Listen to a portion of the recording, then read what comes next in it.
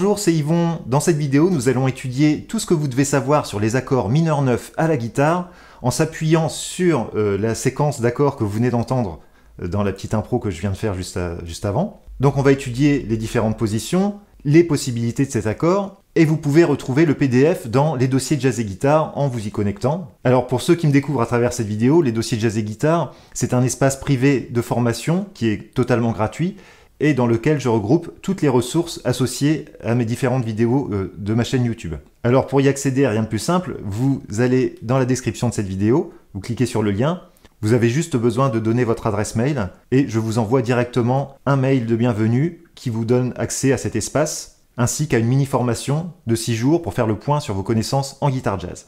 Alors pour commencer, je vais vous montrer 3 positions d'accords mineur 9 à la guitare en commençant par le Do mineur 9. Alors le Do mineur 9, ça s'appuie sur un accord de Do mineur 7, qu'on joue normalement comme ceci. Alors Do mineur 7 comme ceci, en fait, je barre l'annulaire sur 4 cordes à la 8e case, et je recouvre la corde de La en appuyant sur ma corde de Mi, ici, toujours à la 8e case, de manière à étouffer ma corde de La. Et comme ça, on a donc la fondamentale sur la corde de Mi, le Do, et le reste de l'accord, ça c'est le Do mineur 7. Pour avoir le Do mineur 9, on ajoute la 9e, c'est-à-dire la 9e note en partant du Do, c'est l'équivalent de la seconde note au-dessus de l'octave, hein, parce que l'octave c'est la 8e note, donc 9e c'est la note qui suit l'octave. Donc comme l'octave de Do c'est Do, bah, la note qui suit c'est Ré. Donc on va rajouter un Ré qui se trouve ici, avec le petit doigt. Et voilà mon Do mineur 9.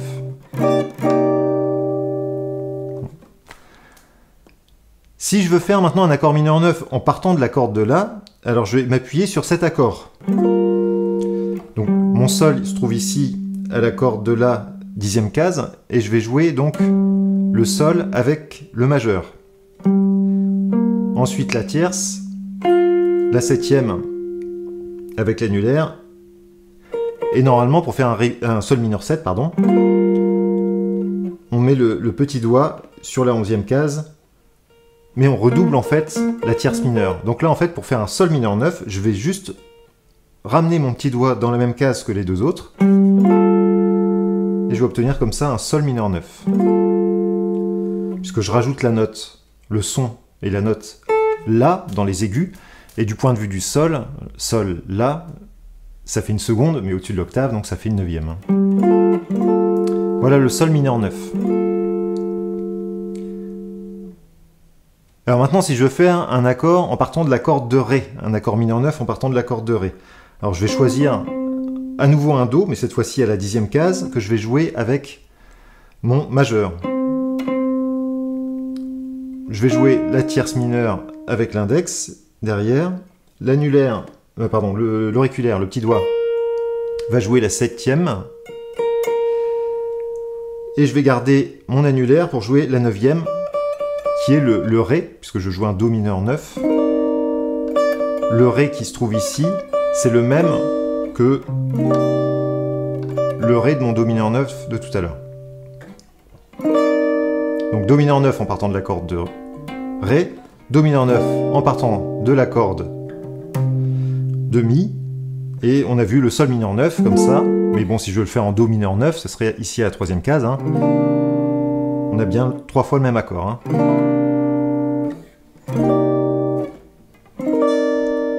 Voilà. Alors maintenant, on va voir le rythme que j'ai utilisé pour faire l'accompagnement de la petite séquence que je vous joue en début de vidéo. Et donc, le rythme que j'ai utilisé est basé sur un motif rythmique qui s'écrit comme ça, croche pointée, double croche. Alors qu'est-ce que ça veut dire croche pointée, double croche? En réalité, c'est un temps qui est divisé en 2 parties. La croche pointée qui dure 3/4 de temps et la double croche qui dure 1/4 de temps. Alors comment on va matérialiser ça sans se tromper?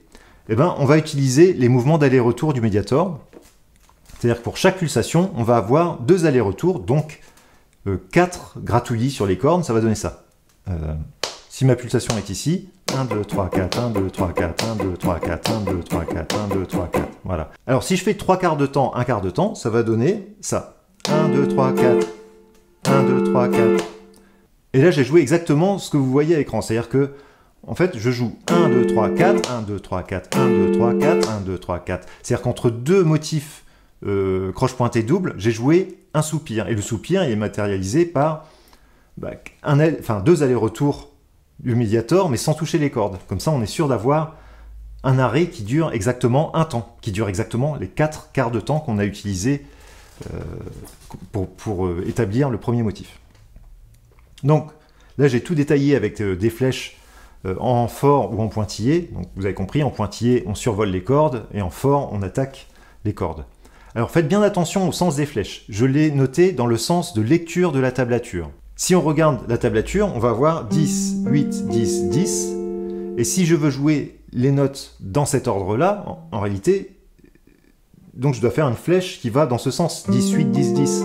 Mais quand je fais 10, 8, 10, 10 comme ça, ma main, physiquement sur la guitare, et quand je suis en train de jouer de la guitare, ça donne un coup de médiator vers le bas. Donc une flèche vers le haut sur le dessin, en réalité, correspond à un coup de médiator vers le bas. Donc si ça vous perturbe, il faut réécrire le motif en flèche, mais dans l'autre sens. Donc je vais vous jouer le premier exercice, donc des 4 mesures, avec ce motif rythmique. Ça va donner ça. 3, 4 et...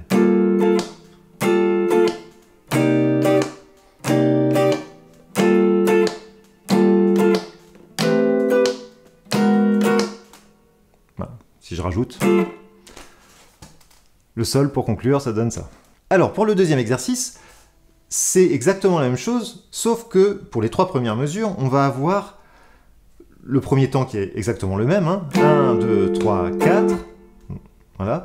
Et pour le troisième temps, on va avoir les mêmes emplacements d'accords, mais avec une valeur courte pour la première attaque. Donc ça va donner la différence avec... Voilà, on entend bien la différence. Là c'est long, court. Et là, c'est court, court. Donc, comment je fais ça? En fait, je lâche légèrement la pression des doigts ici sur le manche. Dès que j'ai fini de jouer, je relâche la pression. Hop. Et donc, ça étouffe le son. Donc, c'est ce qu'on va faire sur les 3 premières mesures. Et puis, la 4e mesure, elle ne change pas, par contre. Donc, ça donne ça. 3, 4 et...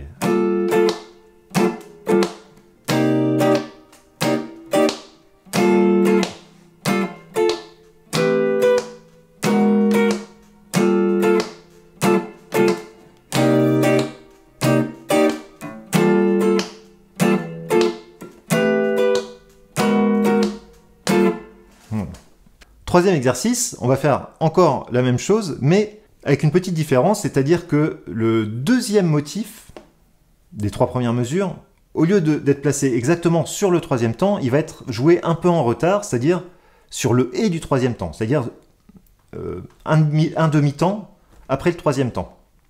Donc comment on va pouvoir précisément savoir à quel moment on va devoir jouer ce deuxième motif? On va utiliser justement les allers-retours de la main à partir du 2e temps. Au lieu de faire 2 allers-retours, on va faire 3 allers-retours. Donc ça va donner ça. 1, 2, 3, 4. Et là, je fais 3 allers-retours avant d'attaquer ma note suivante. Alors là, j'ai tapé ma pulsation à la croche. Je vais le refaire un peu plus vite avec la pulsation à la noire. 1, 2, 3, 4. Et 1, 2, 3, 4, 5, 6.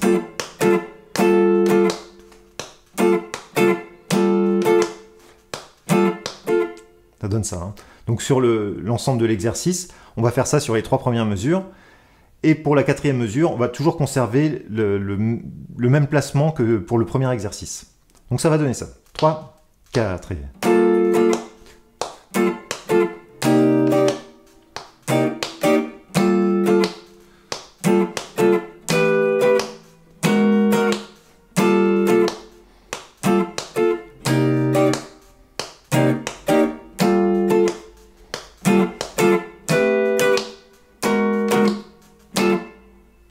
Alors, on va utiliser ce 3e exercice pour faire notre rythmique, et puis on va utiliser cette ligne de basse que je ne vais pas vous détailler, que je vais simplement vous jouer, pour compléter si vous utilisez un looper, pour pouvoir faire votre propre séquence d'accompagnement. Donc voici la ligne de basse, ça donne ça. 3, 4 et...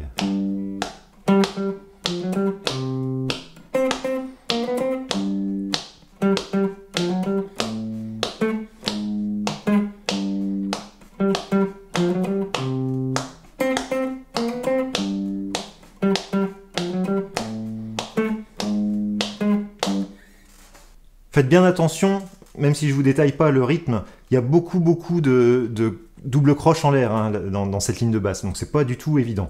Le plus important, même si vous n'arrivez pas à la faire, c'est faites quelque chose de simple qui marque les changements d'accords au moment des changements d'accords. C'est-à-dire, ça peut être quelque chose de beaucoup plus simple. Hein. Peu importe, hein. Si on a déjà ça, avec la rythmique, ça fonctionne. Mais si on joue ce motif un peu plus funky, voilà, ça donne un peu plus de relief. Donc voici la séquence, ça donne ceci.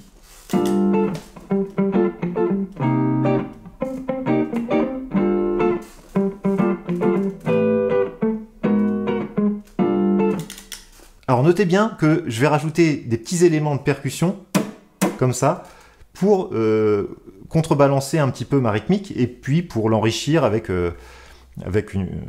un appui sur le deuxième et le quatrième temps. 1, 2, 3, 4. 1, 2, 3, 4. Donc ça donne...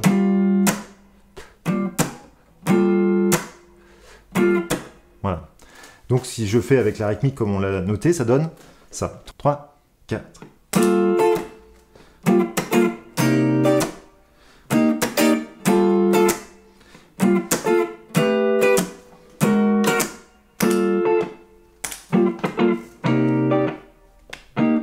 Et je vais rajouter la ligne de basse.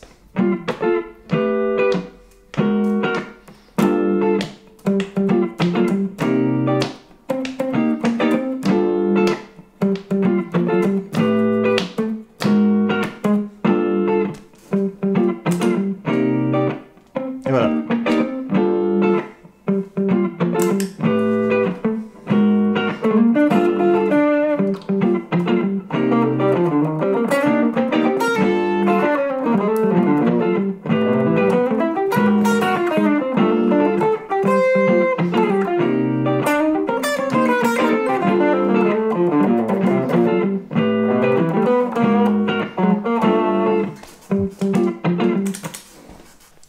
Alors, je voudrais rajouter une petite chose sur les accords mineurs 9. Pourquoi on utilise des accords mineurs 9 et pourquoi on n'utilise pas des mineurs 9 ou dièse 9 par exemple, ou des mineurs bémol 9? Alors, je vais tenter de vous expliquer pourquoi. Si on prend une harmonisation de gamme que tout le monde connaît, l'harmonisation de la gamme de Do majeur, normalement tout le monde connaît ça, hein, Do majeur 7, Ré mineur 7, Mi mineur 7, Fa majeur 7, Sol 7, La mineur 7, Si mineur 7, quinte bémol. Dans cette harmonisation de gamme, je peux les jouer, hein, Do majeur 7, Ré mineur 7, Mi mineur 7, Fa majeur 7, Sol 7, La mineur 7, Si mineur 7, quinte bémol, et Do majeur 7. Sur les degrés 2, 3 et 6, on va avoir des accords mineurs. Donc c'est ces trois accords-là auxquels on va s'intéresser. Si je regarde mon Ré mineur 7, dans la gamme de Do, la note qui suit Ré, c'est le Mi. Ré, Mi, c'est une seconde, et en fait, on a vu tout à l'heure que la neuvième, c'était la seconde au-dessus de l'octave. Donc, un Ré mineur 7, 9 fonctionne très bien sur un deuxième degré. Si je regarde le La mineur, la note qui suit le La dans la gamme de Do, c'est le Si. La, Si. Si je rajoute un Si sur mon La mineur 6, sur mon La mineur 7, pardon, je vais avoir un La mineur 9. Pareil. Maintenant, si je regarde mon troisième degré, donc c'est Mi mineur 7. Mi mineur 7, la note qui suit Mi, c'est Fa.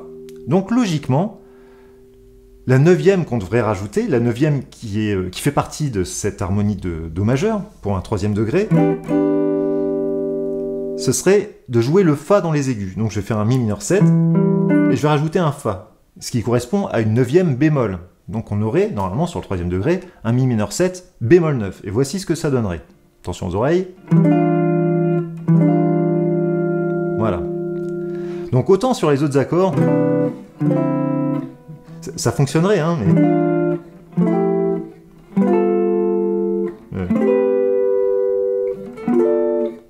Bon. Là, j'ai essayé de rajouter des neuvièmes un peu partout. On voit bien que sur le troisième degré, c'est quand même pas très beau, quoi. Hein. On a quand même une sorte de frottement pas très joli. Et donc on préfère utiliser un accord mineur 9. Ça veut dire quoi? Ça veut dire qu'au lieu de jouer un Fa sur mon mi mineur, sur mon mi mineur 7, je vais jouer un Fa dièse. Et le Fa dièse, il fait pas partie de la gamme de Do. Eh ben non. C'est une note qu'on a empruntée finalement à une autre tonalité. Donc ça veut dire que si on utilise un 3e degré en jazz, très souvent, si on l'enrichit avec la 9e en tout cas, on l'enrichit toujours avec une 9e, enfin une 9e quoi, pas une 9e dièse ni une 9e bémol, c'est-à-dire une seconde majeure. Même si cette 9e ne fait pas partie de l'harmonie de départ. Et en fait, ça va apporter des nouvelles couleurs, des couleurs intéressantes, parce que l'oreille, elle entend bien qu'il y a quelque chose qui se passe, qui n'est pas très normal. Regardez, si je fais un Anatole, Laurent, si tu m'entends, c'est toi que tu m'as dit, il ne faut pas dire une Anatole, il faut dire un Anatole. Donc, un Anatole en Do, ça fait Do, La, Ré, Sol. Si je le fais avec des 9e, Do, alors là, je vais faire La, Ré, Ré mineur 9, et puis Sol 9. Bon, là j'ai mis des 9e partout, ça n'a pas d'importance. Et si je remplace maintenant mon Do par un Mi, Mi, La, Ré, Sol, Do, et que mon Mi, je veux l'enrichir aussi avec une 9e, donc normalement je devrais faire... Donc ça fonctionne harmoniquement, c'est juste, mais c'est juste que cet accord-là, tout seul, il n'est pas beau. On préfère ça. Mais cette note-là, elle ne fait pas partie de l'accord. Et donc ça va créer une sorte d'accident qui va rajouter une petite couleur. C'est un petit peu comme si on épissait un plat, quoi. Enfin voilà, il y a un petit truc en plus, quoi. Voilà. Donc si je vais faire 1, 6, 2, 5, et puis après 3, 6, 2, 5, avec ce Mi mineur 9 qui contient un Fa dièse, et vous allez voir que ça fonctionne très bien.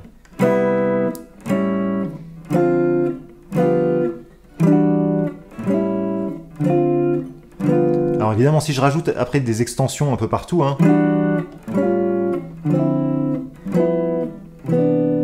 ça sonne encore plus naturel. Hein. Celle-là, elle ne fait pas partie de Do, hein, pourtant ça marche. Hein.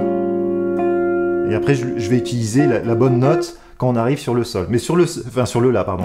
Mais sur le La, j'utilise aussi un accord 7e qui ne fait pas partie de la tonalité. Donc en réalité, là, je suis en train de jouer 3, 6. En réalité, je joue un 2-5. Un 2-5 un peu trafiqué qui appartiendrait à la tonalité de Ré majeur, par exemple. Hein. Voilà. Donc, on est toujours, globalement, on n'a pas l'impression d'avoir modulé en Ré majeur, et pourtant on a utilisé des notes qui appartiennent à cette tonalité. Alors, concernant l'analyse de la grille, ce qu'on peut dire, c'est que le morceau tourne autour d'assez peu d'accords, mais que le Sol mineur 9 revient très souvent. C'est-à-dire qu'on l'a en première mesure, on passe au Do mineur 9, on revient au Sol mineur 9 en troisième mesure, donc on a déjà 2 mesures sur 4 de Sol mineur 9, c'est vraiment la moitié de la grille. Et après, 2 accords qui me ramènent finalement chromatiquement au Sol mineur 9. Autrement dit, c'est vraiment l'accord sur lequel on va devoir se baser pour improviser finalement, pour faire entendre quelque chose. Et ce qu'on peut remarquer aussi, c'est que le mouvement Sol mineur, Do mineur, c'est un mouvement de type premier degré, 4e degré. Si on considère que le Sol mineur c'est un premier degré, Sol, La, Si, Do, on arrive sur le 4e degré. Et ça c'est typique de ce qu'on peut trouver en blues. Même si je convertis tout un blues en mineur, on va avoir Sol, Do, Sol, et puis à la fin de la grille, Ré mineur, Do mineur, et retour au Sol. Autrement dit, sur ces 3 premières mesures de grille, on va pouvoir jouer déjà la gamme pentatonique de Sol mineur et même la gamme blues. Hein. Il n'y a aucun problème.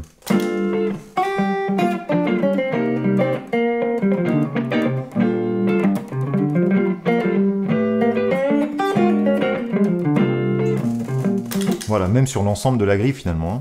Donc vous pouvez déjà vous amuser avec cette gamme blues, tous les plans blues qu'on peut jouer en Sol mineur. Et qu'est-ce que c'est que ces 2 accords de fin? Bah, finalement, ces 2 accords, La mineur, La bémol mineur 9, le La par rapport au Sol, il se trouve un ton au-dessus. Et ça ressemble fort finalement à quelque chose qui ressemble à ça, regardez. Là j'ai fait un 2, 5, 1, en utilisant pratiquement les mêmes accords. Sauf que, au lieu de jouer un 5 basé sur faire La, Ré, Sol, j'ai fait La bémol, Sol. Mais entre Ré et La bémol, parce que c'est la grosse différence, hein, il y a un triton. Et donc, ce qu'on appelle une substitution tritonique. Donc, jouer La mineur, La bémol et Sol, ça fait deuxième degré, bémol 2, 1. Ça ressemble très très fort à un 2-5-1 avec une substitution tritonique. Alors, je dis que ça ressemble parce qu'en réalité, on devrait avoir La mineur 9, Ré bémol, La bémol 9, mais avec une tierce. Et là, on a La bémol mineur avec une tierce mineure. Mais écoutez bien, il y a très peu de différence. Hein. Si je fais... Là, je l'ai fait avec la tierce majeure. Et là, je l'ai fait avec la tierce mineure. Voilà, ça change quand même pas grand-chose. Et en fait, moi, je me prends pas la tête. Je joue tout ce que je pourrais jouer sur un 2-5-1 qui m'amène au sol mineur. Voilà. Alors après, on peut pousser un peu plus loin l'analyse, essayer de faire rentrer les accords dans une tonalité, etc. Ouais. Moi, je vais jouer plus verticalement. C'est-à-dire, tout ce que je joue en impro au début de ce tuto, c'est basé sur des techniques, les techniques avancées que j'ai proposées dans mes 3 dernières formations, techniques avancées pour solo jazz. Et voilà, j'utilise essentiellement ces techniques et quelques pentatoniques bien placés pour faire ressortir des couleurs qui m'intéressent sur cette grille. Voilà. Mais on peut faire une analyse un peu plus simple, se dire, bon bah voilà, sol mineur, c'est finalement la gamme mineure naturelle, donc on va se baser sur les accords qui appartiennent à la tonalité de si bémol majeur, puisque sol mineur, c'est la tonalité relative mineure de si bémol majeur. À ce moment-là, on va avoir donc tous les accords de si bémol majeur, hein,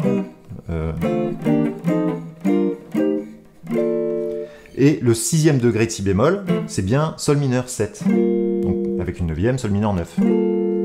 Et le 2e degré de si bémol majeur 7, c'est do mineur 7. On peut rajouter également une 9e. Ça veut dire que finalement, sur ces 3 premières mesures, on va pouvoir jouer la gamme qui commence par sol, mais qui vient de ce système de si bémol majeur. Autrement dit, c'est la gamme mineure naturelle de sol. Ou le mode éolien. Ça fonctionne très bien.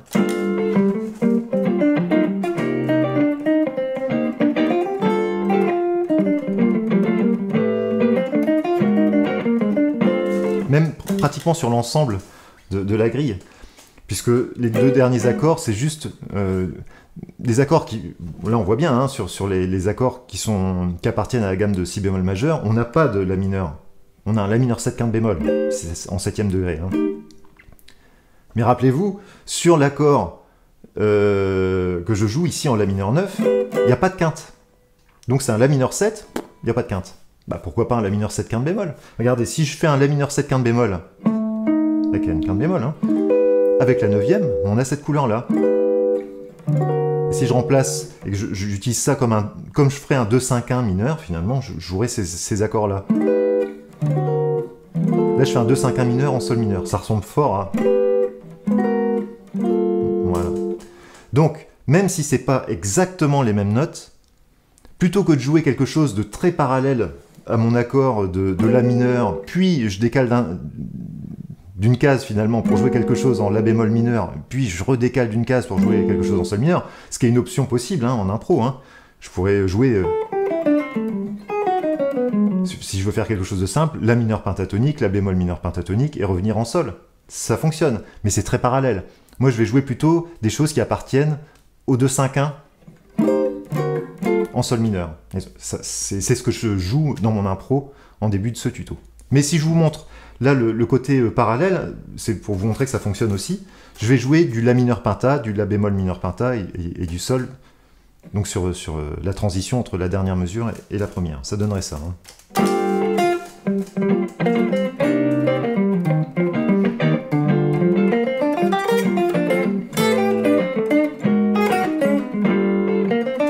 Voilà. Et c'est intéressant aussi parce qu'il faut essayer de bien changer au moment des changements des accords, pour être vraiment en rapport avec la grille. Donc c'est un exercice qui n'est pas du tout inintéressant, et que je vous conseille même d'essayer. Donc retenez ceci, quand on joue un accord mineur 7, on peut toujours l'enrichir, et on peut toujours l'enrichir avec la neuvième, il n'y a aucun problème, il n'y a pas de faute de goût, ça marche toujours très très bien. Même si cette neuvième ne fait pas partie de la tonalité, et ça sera le mot de la fin. Je vous remercie d'avoir écouté ce tuto. J'espère vous retrouver dans une prochaine vidéo. Si vous avez aimé, mettez un petit pouce, n'hésitez pas à partager la vidéo, et à vous abonner si ce n'est pas encore fait. Et je vous dis à très bientôt pour une prochaine vidéo.